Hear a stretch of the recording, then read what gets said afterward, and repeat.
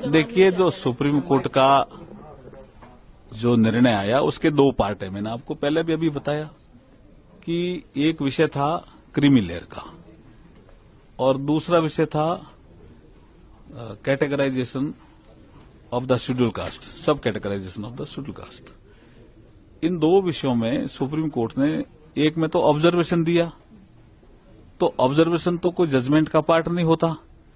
और जब SC ST के सांसदों को, जो बीजेपी के सांसद थे, जब उनको लगा कि ये विपक्ष भ्रम फैला रहा है, विपक्ष के MP भी कुछ ऐसा कह रहे हैं कि इस फैसले से क्रीमी लेयर SC ST में भी आ गया, तो उसके लिए ज्ञापन दिया प्रधानमंत्री जी को 9 अगस्त को। प्रधानमंत्री जी ने कैबिनेट में फैसला करके कहा कि क्रीमी लेयर SC ST में लागू नहीं है और इस फैसले का पार्ट भी नहीं है, तो वो क्लियर हुआ पार्ट। दूसरा पार्ट है डायरेक्शन का, जो फैसले का भी पार्ट है, तो उसमें उन्होंने कहा कि राज्य चाहें, सुप्रीम कोर्ट ने कहा राज्य चाहें तो सब कैटेगराइजेशन कर सकते हैं, और उसमें 2 शर्तें लगा दी।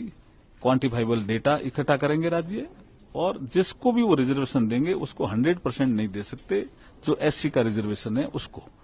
तो ये विषय अननेसेसरी के विपक्ष के लोग इसमें भ्रम फैला रहे हैं। विषय एकदम आपको मैंने क्लियर किया कि क्रीमी लेयर का भी विवाद फैलाया।